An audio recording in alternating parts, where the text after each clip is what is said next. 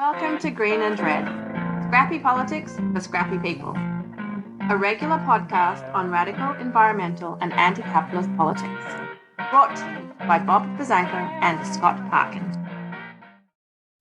Welcome to the silky smooth sounds of the Green and Red podcast. I'm your co-host, Scott Parkin, in Santa Rosa, California, once again today.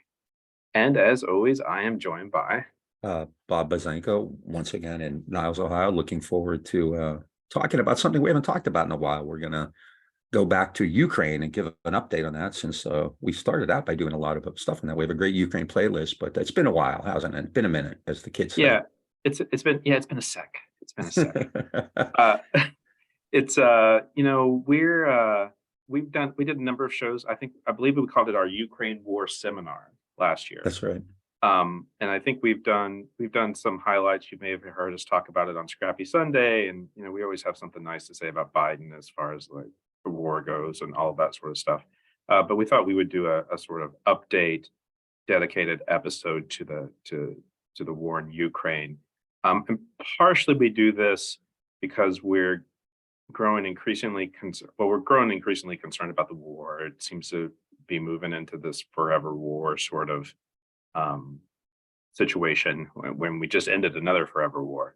But then we're also really concerned about we did a whole episode last year on NATO liberals, but we're also really concerned about what we see as the NATO left, which are, people who identify as like radicals and socialists and anarchists and things along those lines, and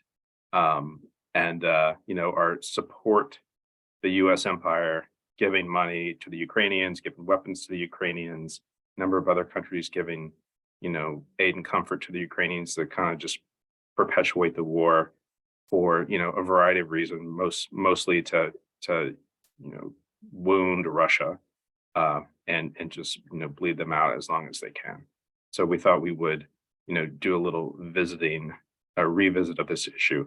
And even though, we're critical of U.S. war effort supporting the Ukrainians, we're also very critical of Putin. I just want to go ahead and say that out front too, where Putin's a bad guy, he's a monster, but we're also like deeply concerned about what the U.S. empire does all over the world.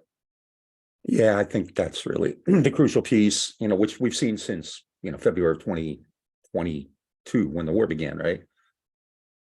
And especially if you look at social media, I'm going to pick on somebody individual, just because it's a good example of it. But Bill Fletcher is somebody who, is a labor leader, has done a lot of good work on labor, but lately he's been really kind of on a strong push to defend this war, to call for kind of an escalation of it, and attacking people who criticized him, as being pro-Putin, and some of them, like Aaron Mate and people like that, Danny Haiphong, who's an absolute joke, and I have no idea how he has any standing on the left.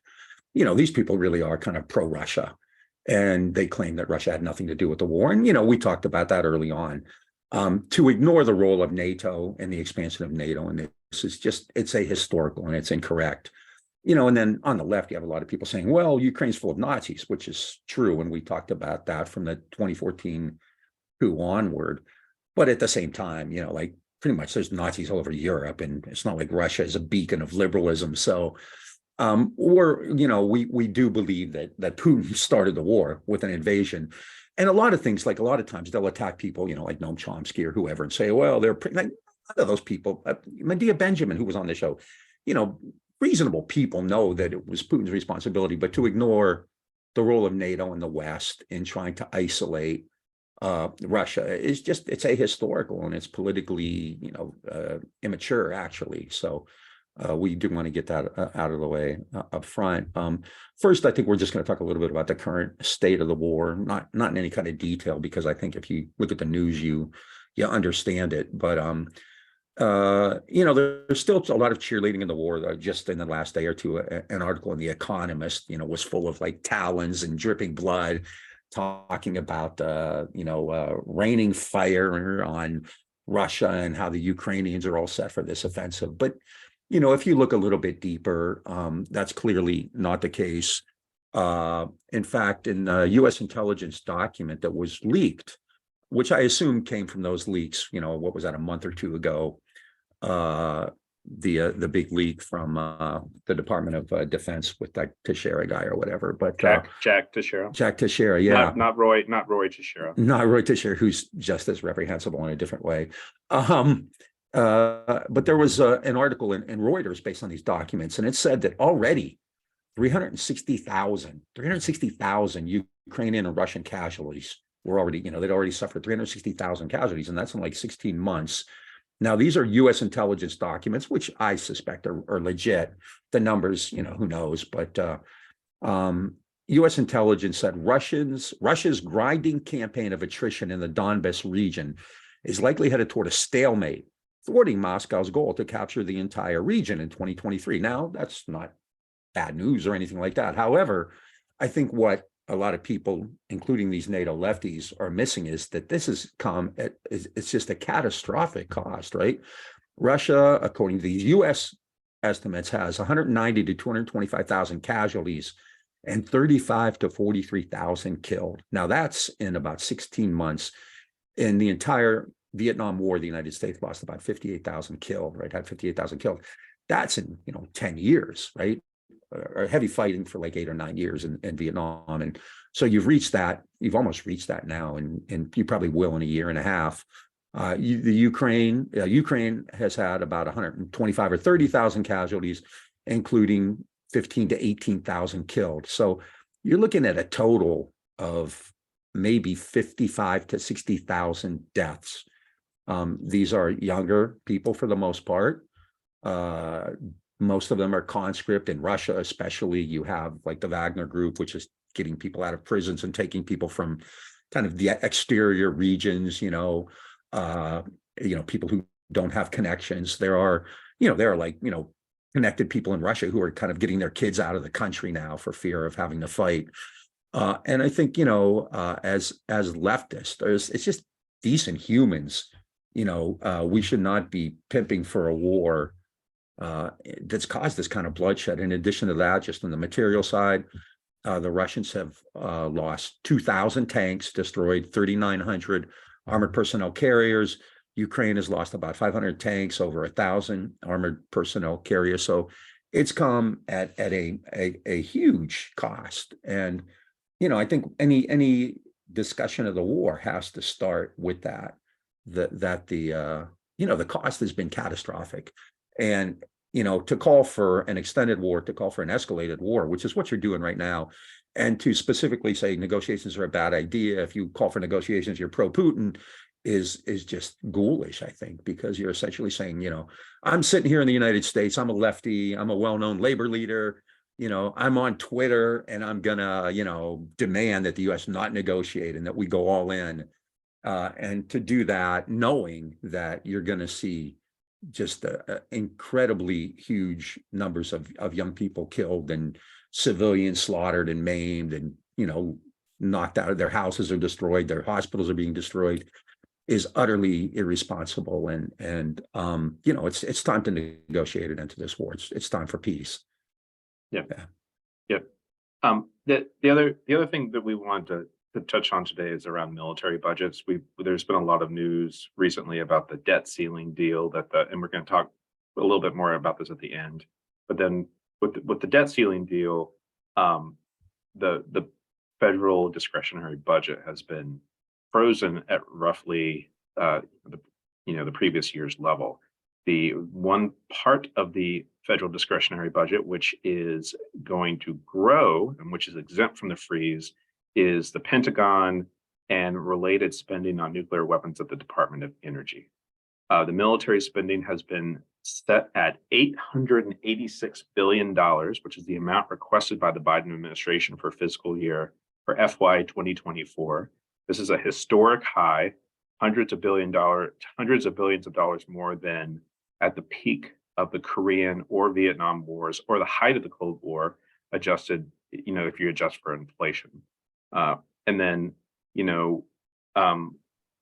so this is a huge amount of money that the U.S. is putting into, federal budgets. And, part of it is supporting the Ukrainians in this war against Russia. It's also going into more money to, for a potential confrontation with the Chinese as well over Taiwan.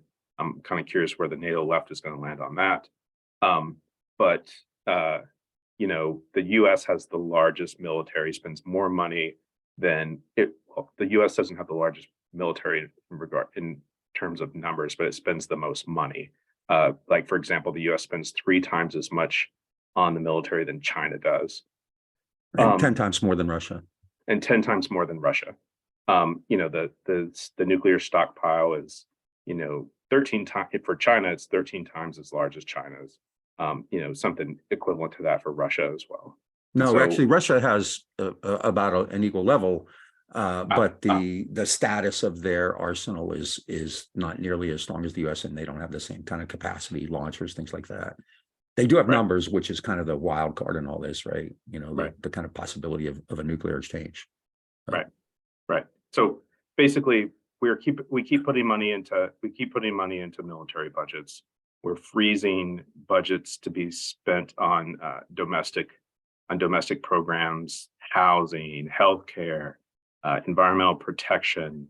The Republicans are also through the courts trying to, just make it actually impossible for the government to actually act anyway. And so there's that too. I won't go into that. But I believe the money that we spend on domestic spending is about 40% compared to the 60s. Is 40% of the federal budget compared to 60% of the military budget. And so, this is all this is a lot of money going to war and nothing to take care of the poor, right? As the old slogan goes. And so just wanted to kind of flag that.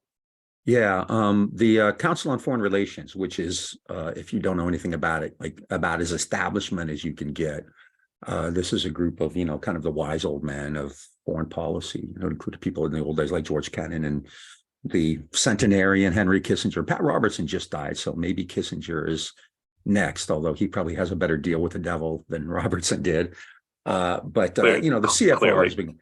The CFR put out a really cool, kind of useful graphic, which has been updating, but it's charts on U.S. aid to Ukraine, and between the start of the war in early 22 and February of 23, so 12 months, the United States sent Ukraine about $80 billion, which is just a staggering amount. And kind of to give you some idea of that, and I'm not going to read all of it because they have a huge list of the kinds of equipment the United States has sent. 10,000 Javelin anti-armor systems, 60,000 anti-armor systems, 1,800 Stingers, 3,000 TOW missiles, 35,000 grenade launchers, 100,000 sets of body armor, C4s, medical supplies, mine clearing, anti-tank mines, armored bridging systems, howitzers, mortar systems of all different sizes, 109 Bradley fighting vehicles, Bradley fire support, 31 Abrams tanks, 2,000 Humvees, Patriot air missiles, and I'm not going to go on because I could spend the next 10 minutes doing this. 20 Mi-17 helicopters. So, we're talking, drones, explosive drones, surveillance drones, and on and on and on and on. It's just like, as you go through this list, it's stunning, right? And so, make no mistake. We can talk about Ukraine. This is, it's a NATO war, but it's really an American war. And the United States has been supplying Ukraine with levels of equipment that haven't been seen in anything recent in any non-US war, especially currently Ukraine, since the invasion, since 2022, as I just said, Ukraine has gotten about 80 billion in aid. Next up on that is Afghanistan with 4 billion, Israel with 3.3 billion. So, when a country is getting like nearly 25 times more aid than Israel, something's going on, right? Because, Israel gets virtually a blank check. Historically, aid to Ukraine is twice as high as it was to Israel in 1979, which is the high point. Latin America in 1964, when the era of internal security came about, based on Kennedy's policies. Oh, wait, I forgot Kennedy was going to end all those wars in when he had dove. I thought he was a secret dove. He was a secret dove, right? Pakistan in 62 when the US made that flip from India to Pakistan, and then Taiwan. So you take those hotspots at those particular times, non-war zones, of course, and aid to Ukraine is 2 to 3 to 5 to 10 times higher, which is just unbelievable. And this is I could go on. This stuff is really fascinating if you're into it. Like I said, it's the Council on Foreign Relations. But the U.S. military budget in this year is $880 billion. That compares, let's say, to TARP. TARP totally was $700 billion. The aid to Ukraine since the invasion is over 80. And just let me pick one out of the blue here. The NASA budget was 29 billion. So again, just if you look at it in terms of where the money is being spent, and we're not even going to talk about things like student debt relief or healthcare or that kind of stuff. Climate resilience, which we've recently seen in places like New York and DC because they're getting smoked out by the Canadian wildfires. Yeah. I mean, they are clearly, and I think at the end of the day, especially as people on the left, especially if you're a well-known labor leader, you should be just like utterly appalled and horrified by the idea that you're spending, multiple billions, tens of billions, probably closer to 100 billion right now, if you look at kind of associated expenses on Ukraine than you are on just the basic welfare of Americans. How many times have I said, I'm really close here to East Palestine and nothing's changed, there. Flint, Jackson, they don't have clean water yet. I do have a good segue when talking about the welfare of Americans, but it's not ordinary Americans, which are have a form of welfare going on. It's the Americans who are part of the corporate infrastructure, particularly the war profiteering, military industrial manufacturing sector. Are we ready to segue to that? Oh yeah. Okay. And this is actually something that we like to do. Bob and I both, met and got to know each other as organizers fighting against war profiteering around the war in Iraq when we were living in Houston. But I like to sort of bring up the profits of the arms manufacturing companies from time to time when we talk about Ukraine, because we've seen a dramatic increase in their profits. The first thing I want to say is that there's a huge amount of influence exerted by the arms industry and its allies in Congress. The arms industry gave over 83 million in campaign contributions in the last 2 election cycles, and they're also have employed over 800 lobbyists, which is actually much more than one for every member of Congress. So just kind of there's some undue influence for you right there. And these aren't radical socialists doing undue influence either.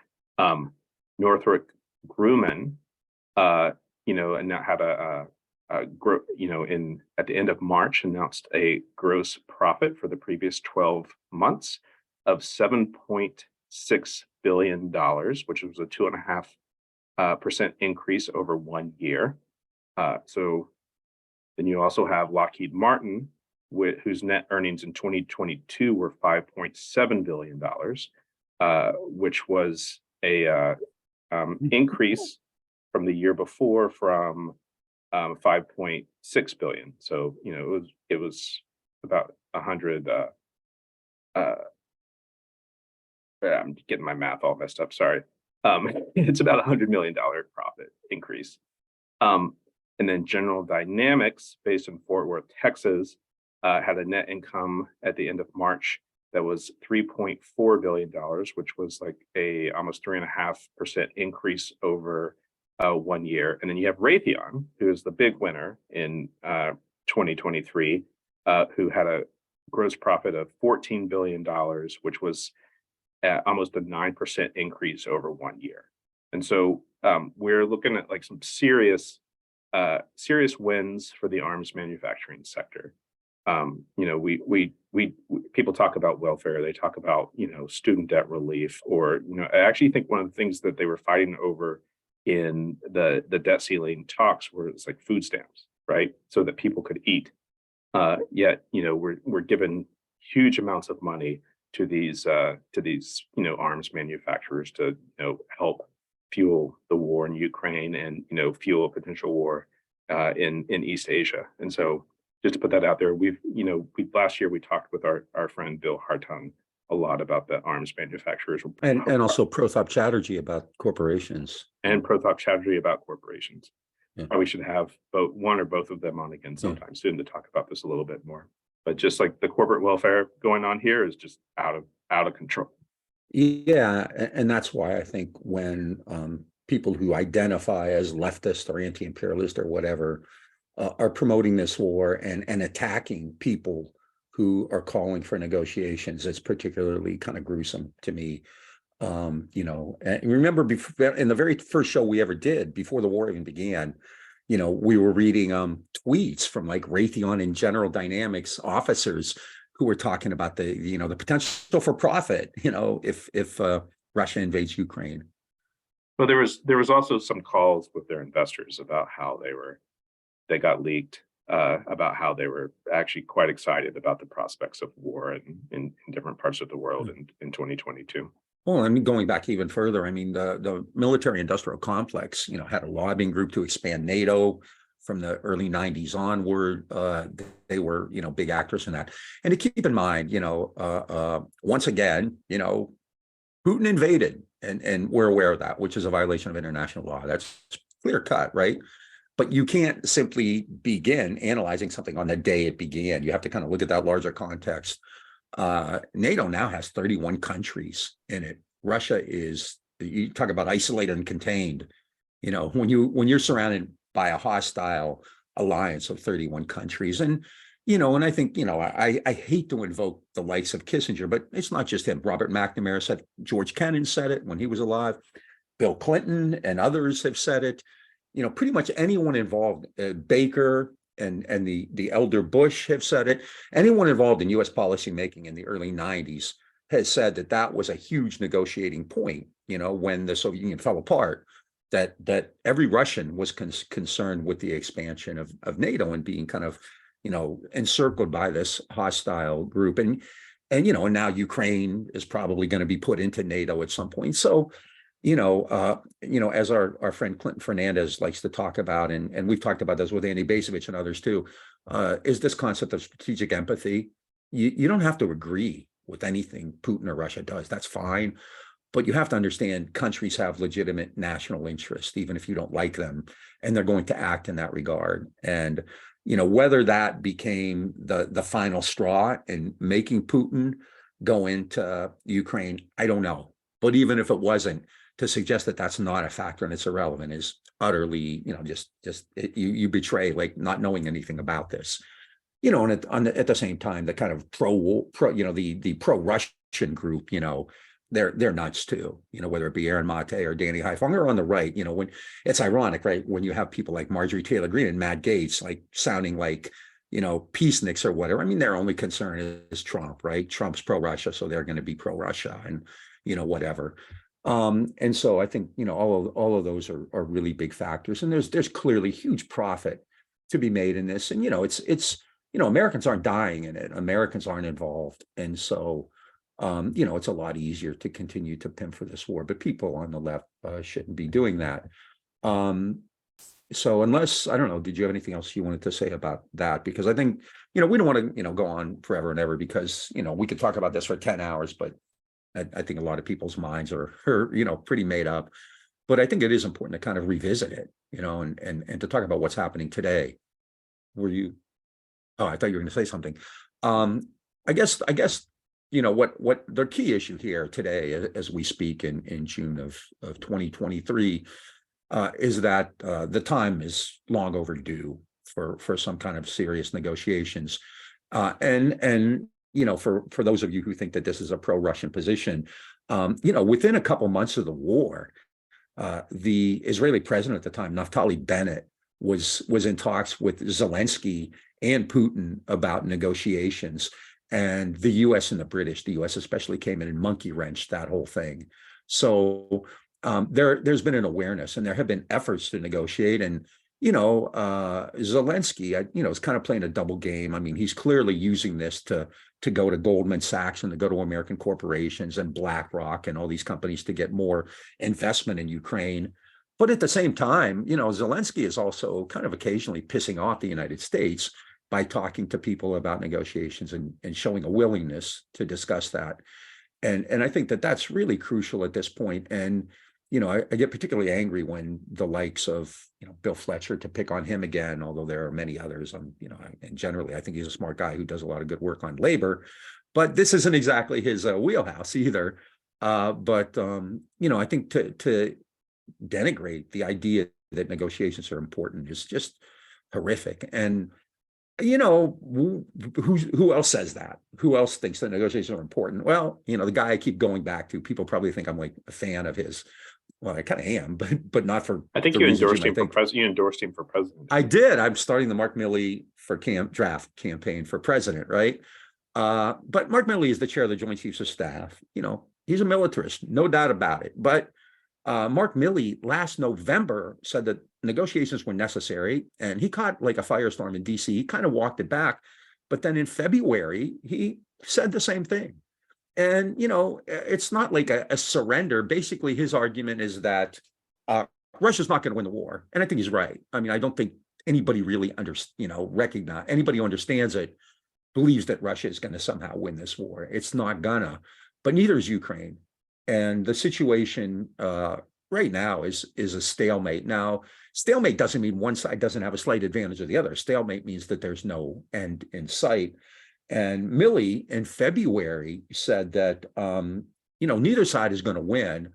Ukraine clearly has an upper hand, but not enough to be decisive.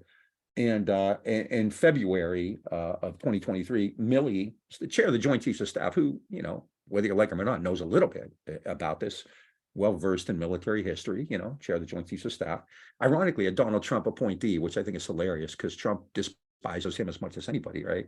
But Milley said it will be almost impossible. He told Trump no. So he told Trump no. He as much as anybody, he put Trump in his place in 2020. I mean, I would give him like huge props for stopping that nuttiness in 2020. Certainly more than the Democratic Party did, who just let Trump go on. They still do, right? I mean, Milley stood up to Trump, right? The Democrats are just kind of, rambling. Although Trump was indicted today. Yeah. For I'm not sure what for. There's so much, right? So federal indictment. Federal indictment. But Milley said, hold on a second, I just lost my spot here. This is the problem when you're going off of I'm using my phone, which I never do. I didn't print this out. So let's see. This is what happens when you do live podcasting, right? Well, not really live, but Milley said, normally I wouldn't care, but it's a quote. It will be almost impossible for the Russians to achieve their political objectives by military means. It is unlikely that Russia is going to overrun Ukraine. It's just not going to happen. It would be very, very difficult also for Ukraine to expel all Russian forces.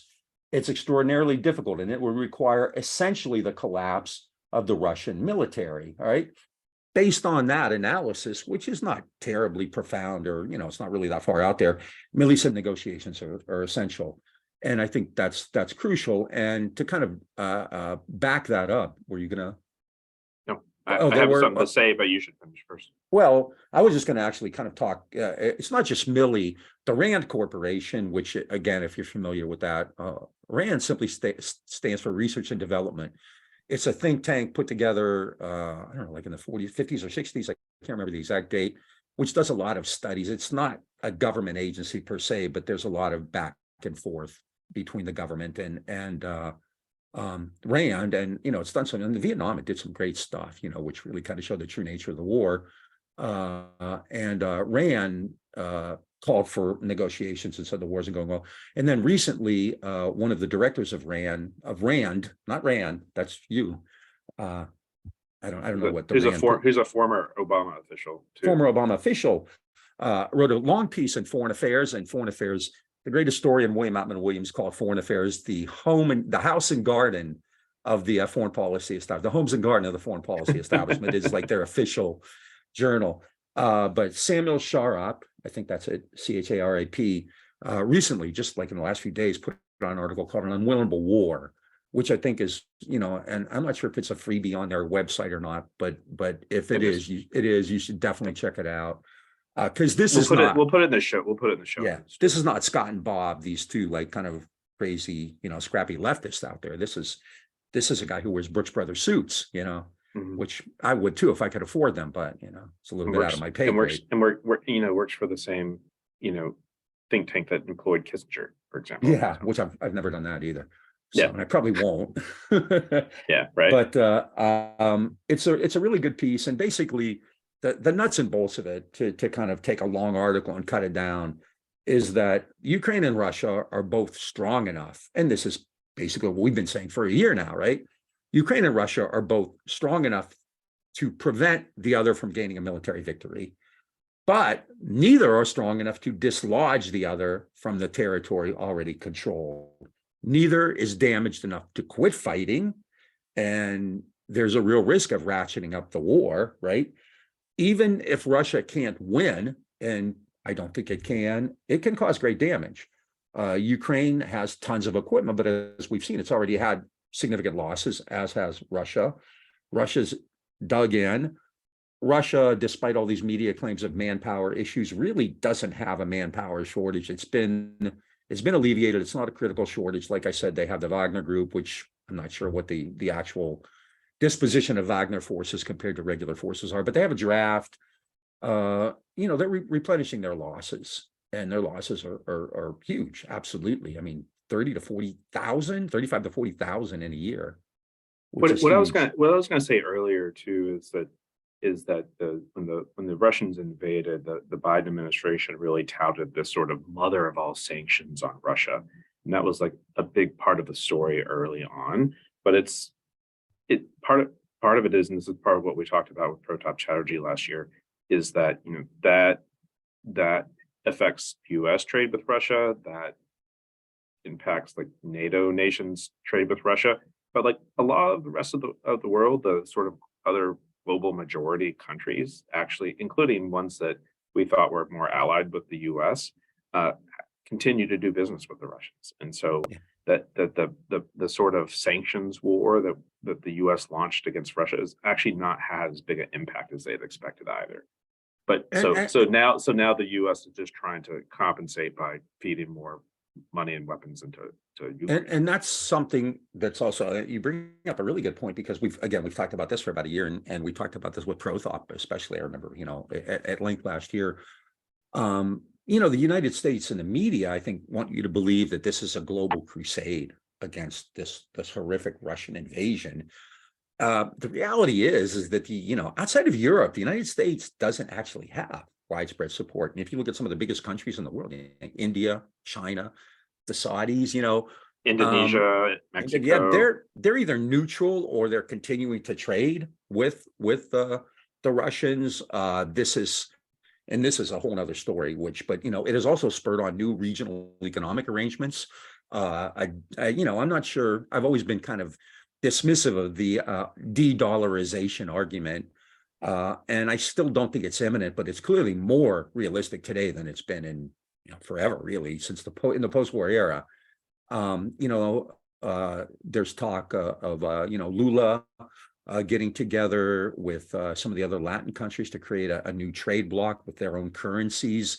So it's the sanctions themselves, it's hard to say that they've taken, I mean, they clearly haven't taken Russia to heel. So it's really difficult to say, what impact they've had. And another thing, you mentioned the Israelis' attempt at a sort of spark negotiations. The Chinese have done that, and I believe Lula did that as well too. Yeah, actually, I mean, that's what Xi Jinping went specifically there to talk about. When I was interviewed on RT, right?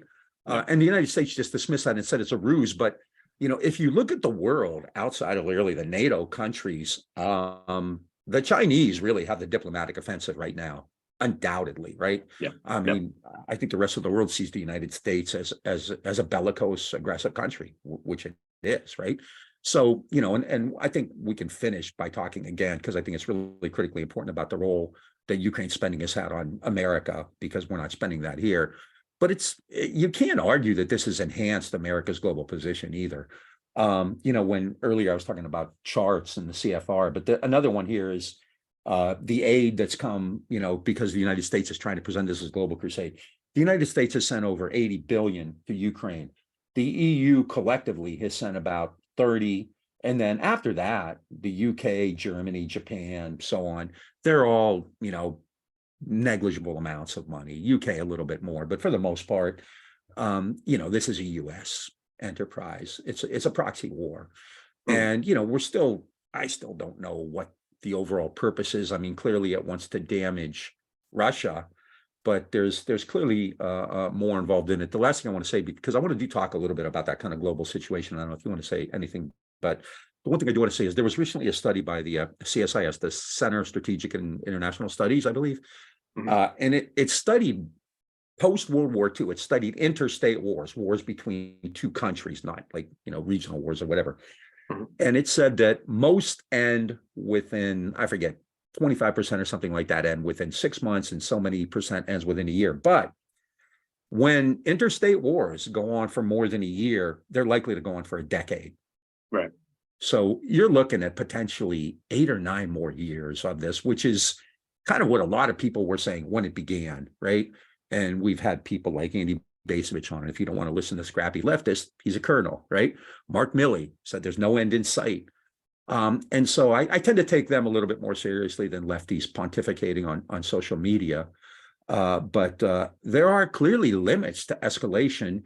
I think the two best known, the two most notable are, and generally I don't think this is likely, and I still don't, but Russia has a significant nuclear arsenal.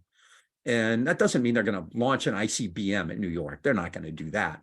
But they have small nuclear weapons. I mean, nuclear weapons could be the size of basically a hand grenade. They don't need to be big ICBM, big, interballistic missiles or anything like that. And so that's clearly a possibility. And then I think the more serious one, which Biden seems kind of and Blinken, who is a real hawk, Blinken is a scary guy. I think, who was recently at Kissinger's 100th birthday, which makes sense, right? Because they belong to the same coven, I believe, if I'm not mistaken. It's the Secretary of State coven. They had to sacrifice Pat Robertson. That's why he's gone, right? They were probably trying to invoke the spirits of Colin Powell and Madeleine Albright, right? Right. Yeah, we killed 1 million people, but it was worth it. Yeah. So what? So 500,000 Iraqi children starved. Yeah, who cares about that? But I think the real wild card in all this is China. And again, Mark Milley has warned against that. He said, ratchet it down. But the United States clearly is taking aggressive action. It was funny, last week, the media was talking about how China's planes, strafed American planes outside the South China Sea. Flip that. If Chinese planes were in New York, along the Atlantic coast outside of New York, what would the US do? It shot down balloons. Do you see today's was even better. The media, these people talk about gullible. China is giving Cuba many billions of dollars to set up a spy station. Now, by its nature, a spy station has to be what? Has to be unknown, right? So you don't have it on the front page of the New York Times, but and many billions, many billions. China's probably giving aid to Cuba because Cuba's desperate and needs it. But I mean, the idea that you would swallow this story is just preposterous, right? And the Chinese, it's just utterly it's so illogical on so many levels, It's just it's like to feed the Reds under the bed sort of narrative that Americans love so much, which is what they did 60 years ago when the Dove John F. Kennedy green lighted the Bay of Pigs, and yeah, but he regretted it, right? Yeah. It changed. That's why he was still conducting Kennedy, and we're going to do we have a whole series of JFK stuff planned this year, but Kennedy was still conducting subversion during and immediately after the missile crisis until he died. In the fall of '63, Kennedy was ratcheting up pressure. And when you tell these people that, they ignore you, say northwards, and I'm not going to go into that. But the reality is, this is American policy, right? And so China is really a wild card in all this. The United States is clearly ramping up tensions against the Chinese. I mean, and you can see this: weather balloons, TikTok, a multi-billion-dollar spy station. I wonder if that spy station is going to be COVID and COVID vaccine stories. COVID, the Hunan conspiracy, the Wuhan lab. I mean, I wonder if in Cuba it's going to be at the same place where they were emanating all those killer death waves, right? That that never happened either, right? Yeah. But I mean, to be serious about it, the Chinese have their own interest. Taiwan is part of a unified China, whether you like it or not. But the reality is the United States has 800 bases in the world. It has bases all over the Pacific.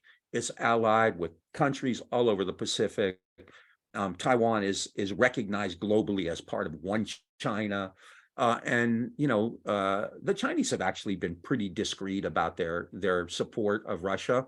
There have been reports, not really verified, of Chinese military support, but the Chinese have publicly been calling for negotiations. They've made diplomatic missions over there. So the United States, if it's trying to use Russia to send a message to the Chinese, is failing miserably, because if you were to take some kind of survey of global opinion before early 1922, before the Russia invasion of Ukraine, and now 2022, that clearly the United States has lost more and more, I think, credibility, and I think it's affecting things like the potency of the dollar, trade.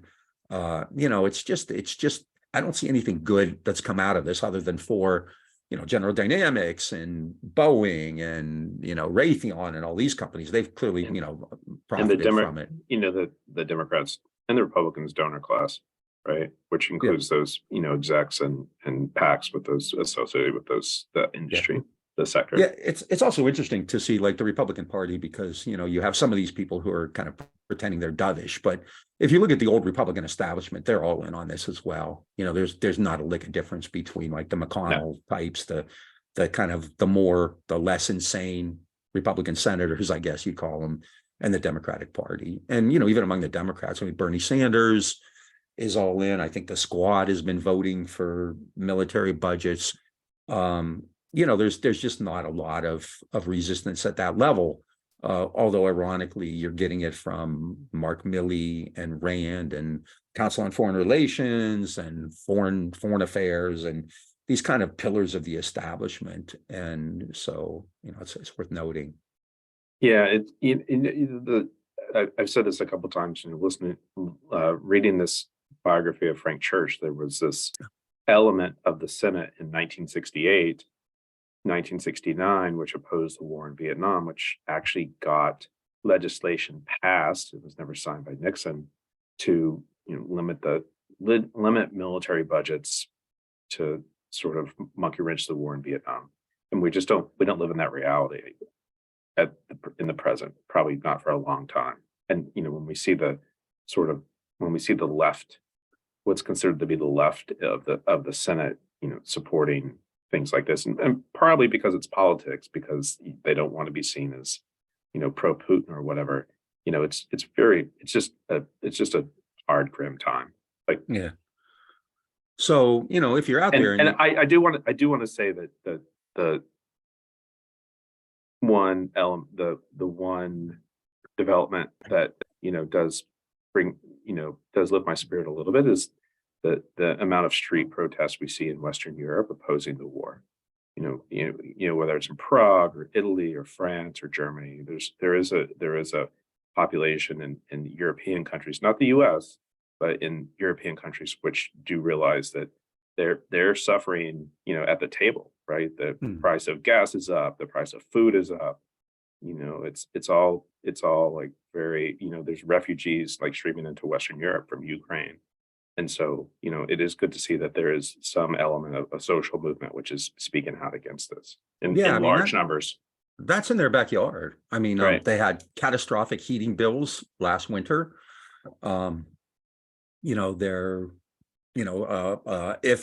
this does escalate, then they are, they're on the front lines. And the United States really is fighting this from a distance, and it really is a proxy. And you can make whatever you want of that, but because I hear a lot of people say, why isn't there an American anti-war movement? It's because it's distant. And other than the fact that And Americans, I mean, we're just beaten down, right? We don't expect the government to take care of East Palestine or Flint or student debt or, how many millions of people were knocked off of Or Starbucks healthcare. workers, you trying to unionize. Yeah, unionize. Yeah, well, the most pro union president in the country who stabs the railroad workers in the back. He stabbed them in the front. Actually, it wasn't even didn't even have didn't even have to go around the back to do it. And so, but even then, I mean, what we're seeing is just we're just ignoring those issues, and we're keeping this, on the front burner. And if you're concerned about this, talk to your friends about it, write a letter to your local newspaper about it, do whatever you have to. But, the war isn't immediate to us, in the sense that, certainly Americans aren't being drafted to go fight there. We're being fed this almost kind of reminds me of World War I propaganda about the Germans, the evil Russians and the horrific Russians and the Chinese. And it's just bringing back all this stuff from George Creel and Edward Bernays in the pre-World War I era. And, it's a scam and it's dangerous. Lefties who support this war and attack people calling for negotiations are utterly shameful. And, we've called, a couple people out by name, and just because they're way more than that. Lefty people who call themselves lefties who support Putin are just clowns, and Danny Haiphong and Aaron Mate and Norton and a bunch of those people, they're just clownish, right? And to attack the likes of Chomsky or even Medea Benjamin, I know she catches a lot of flack, but, I've read her stuff. I mean, she's, don't necessarily agree with 100% of her critique, but she's never whitewashed Putin or applauded Putin or said he had nothing to do with this, or said she hopes he wins like some of these clowns do. It's funny, like the far left and far right are both pro-Putin. It's just freaking bizarre, right? But the war has to end. It has to end, if for no other reason that you're seeing a grinder. And if you've already had, who knows, 50 to 60,000 dead, that could go up tenfold or more. It could lead to an expanded war, new weapons, hopefully not nuclear. It could ratchet up tensions with the Chinese, which aren't good for anybody. And it's damaged America's credibility, which wasn't all that great to begin with, and so, it's just, to me, it's kind of a clear-cut issue, but I'm obviously missing something here, because I know a lot of our comrades, or people who we would normally think are comrades, are calling us Putin's puppets and things like that. Yeah, I mean, there's a reason the doomsday clock is as close to midnight as it is, and it's the U.S. If you don't get us wrong, Putin has aggravated this situation, but you need to look at the bigger picture, and the longer history than just February 2022, and or even going back to 2014. Like there's a long history here that has provoked this situation. One, and then two, I forgot it. Two, it's kind of just this disturbing how there used to be this tradition of an anti-authoritarian left in this country, and to see leftists and people I know who have identified as anti-authoritarian in the past are supporting, the U.S.'s soft authoritarianism at best, and it's looking to it's fueling this war. It's very disturbing. I've studied this for a long time, and that doesn't necessarily mean I know anything. And I'm sure a lot of people would tell you Bazango doesn't know anything, but kind of gotten that my whole life. But, I've studied this enough to understand that, when you have these kind of global conflicts, the side with more power has way more options, many more options than the other side does. The United States military budget is $880 billion. Russia's is 60 to 80 billion. The United States economy is still the biggest in the world. The United States is the head of a military alliance that encircles Russia, that has 31 countries in it. The United States can fund and arm Ukraine virtually without end. And so, reaching out is going to involve the US. Russia's probably not going to like sue for peace. It's not at that point. I mean, it's telling. I think that Foreign Affairs article, the headline of it was an unwinnable war. That's not subtle. That's not cryptic. An unwinnable war doesn't mean you're going to lose the war. And I've seen lefties who claim Russia's winning and they're going to win. I don't see any evidence of that, and I do follow this a little bit. But it's an unwinnable war, which means it's going to go on, which means more people are going to die, which means the economy is going to suffer even more, which means it's going to spread out, and that doesn't help any of us. So I realize it's a fantasy, but let's take that money away from war and send it to East Palestine and Flint and Jackson, and to seniors who need Medicaid, and to workers who aren't, really surviving well on what they have, and people on all that other stuff, to schools in Texas who are being defunded. They have no problem with defunding the schools, right? I think it's really a critical issue, and it's one that's kind of shoved to the background a bit. And when it does come up, this kind of vitriolic, ugly jingoism appears, where you even have people, and NATO liberals, we kind of expect that from them. That's who they are, right? Cold War liberals, NATO liberals, neoliberals. Despite what certain Jacobin historians say, they're all pretty much the same. They've always thought that way. But now you have NATO Leftist, which is just really kind of freakish and surreal. Yep. So, it's time to get scrappy and to think this through.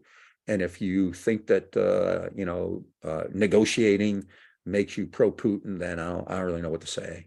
I don't know what to say to that. But, do some research. The stuff is out there. You can either follow, some wannabe lefty on Twitter, or you can listen to the scrappiest, best informed lefty boutique podcast and going, right? We're also on Twitter, so you can listen to us. We're also on Twitter too. Yeah, you can follow us there too. We'll certainly tag the people who we're talking about today to see if they want to respond to this. So. Yeah. Folks, if you like us, why don't you check us out on Facebook, Instagram, and Twitter, and share our shit. Jesus Christ, we need you to share our shit. We need more of this out there in the world. If you're watching this on YouTube, hit subscribe. If you are listening on the audio podcast platforms, subscribe if you haven't already, and give us a rate and review to help spread the algorithm. And then if you really want us, if you really love us, if you're one of those people who truly loves the Green and Red podcast, support us. Go to greenredpodcast.org and hit that support button, or go to Patreon at patreon.com/greenredpodcast and become a patron. Also want to do a big shout out to some of our recent new patrons, and also some of our returning patrons. So solidarity, and misbehave and make trouble, and don't believe the hype of the NATO liberals or the NATO leftists. And we'll talk to you again soon.